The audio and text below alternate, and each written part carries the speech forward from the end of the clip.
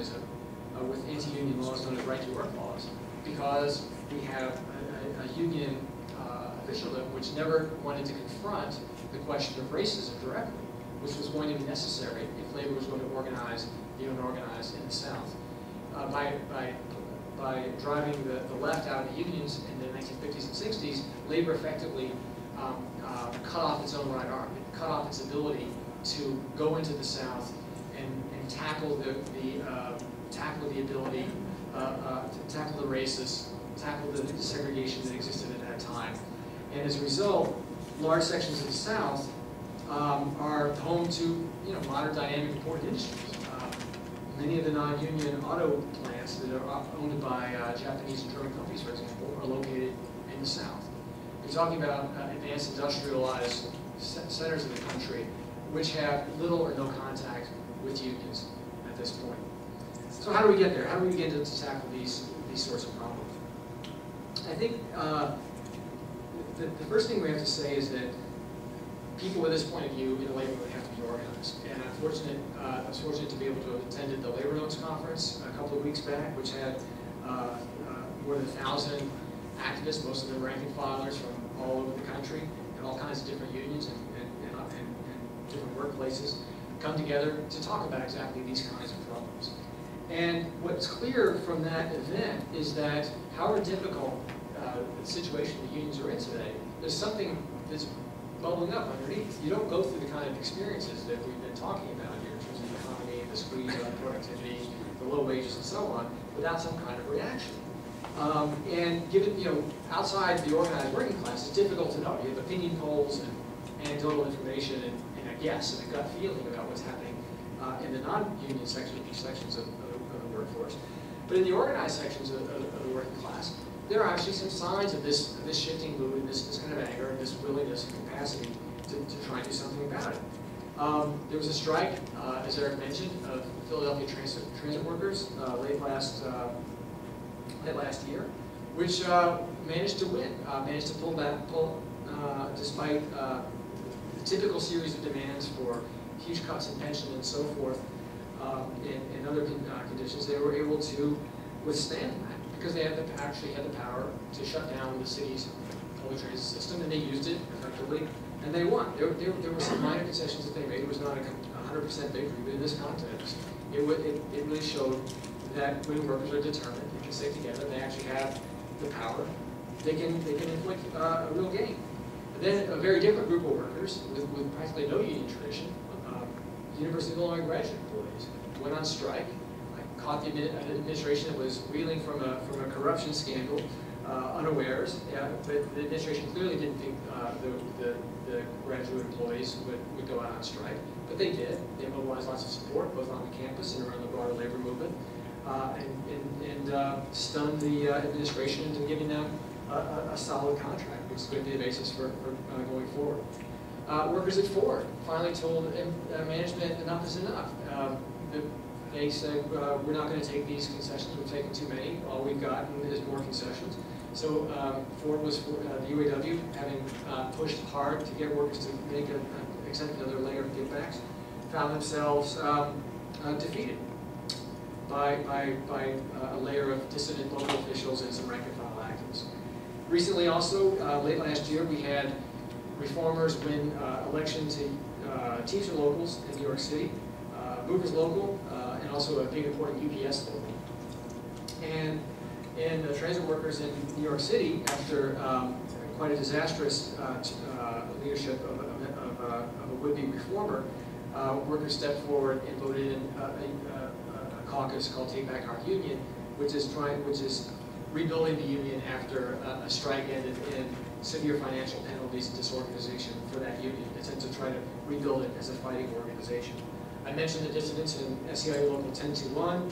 Also in California, the National Union of Healthcare Workers, the group that was driven out of the SEIU, has been able, bit by bit, to win elections to represent groups of workers. They have a big vote coming up later this year to represent workers at Kaiser healthcare system, which is one of the biggest healthcare employers in the country, let alone California.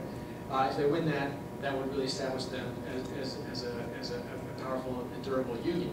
And it's important, I think something about the character of the NUHW is worth noting.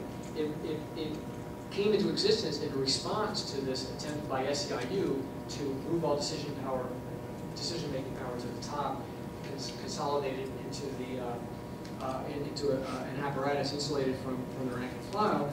What NUHW did was actually go to its shop stewards on the ground and in the workplace rebuild the kind of networks that were going to be necessary to stand up to the employers and stop the push for constant productivity, stop the push to make workers work harder for less. And that's paid off. That kind of grassroots, shop floor-based organizing has paid off. So these are a few glimpses, I think, of what's possible. There are no guarantees, of course, that any of these struggles will be arbiters of something bigger. But I think what's clear when you look at U.S. history is that we've had because we have no labor party in this country, a whole other discussion. We have the most pro-capitalist and capitalist-oriented ideologically labor leadership in the world, and with all kinds of bureaucratic privileges that flow from that relationship with the most powerful capitalist country in the world. And that bureaucratic apparatus has shown itself again and again unwilling to take the lead and push back in any kind of decisive way against employers.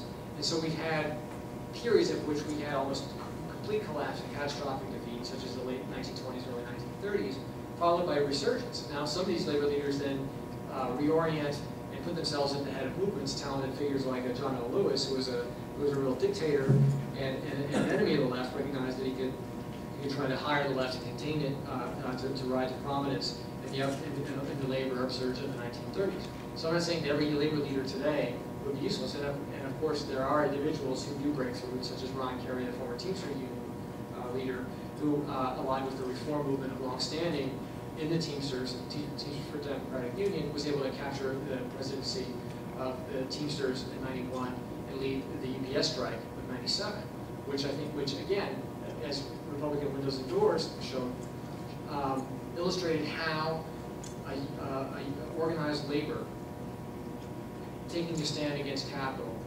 marshaling its resources, can actually provide a rallying point and be a signal for workers to organize themselves. I believe that kind of flashpoint is going to be inevitable. Whether they win or not is another question, but I believe that the extent of the union busting offensive is so great, both in the public and private sector, that it's going to compel one or another struggle to take hold. The boron strikers, who people I haven't mentioned, people might have heard about that. Big boron, the boron plant, peculiar to that area in Central California, was involved in what looked to be a very difficult strike, almost impossible to win. But they dug in. They got lots of support from the labor movement in California. And just yesterday, Rio Tinto, one of the world's biggest mining companies, threw in the towel and backed off almost all of their union busting demands. And although it wasn't the most active, it was 125 miles outside of LA. It's a small town in the desert, so it's not the kind of place where you could have 50,000 workers marching in solidarity with the Rio Tinto boron miners.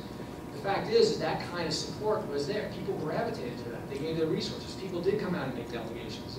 Teachers brought tons of food to them. That, I think, shows the dynamics that are there underneath this rather bleak picture of defeats that I've been talking about. The shifts inside Local 1021 in San Francisco, for example. Will there be a showdown where one important public sector union in this country says, finally, enough is enough. We're not going to allow you to cut our wages and work conditions, and rather than having you pit us against our clients and the people we serve, we're going to stand with them. We're going to stand with the people who are going to be negatively affected by cuts in social services, and we're going to confront you with a social movement unionism, which is going to fight back and win. So those sorts of potentials do exist. The question in the short term is to do the kind of unglamorous, day-to-day, back-to-basics organizing, in which success isn't guaranteed and sometimes is a long time coming when it does. There's no shortcut to that except to rebuild in the rank and file. And actually, I think the link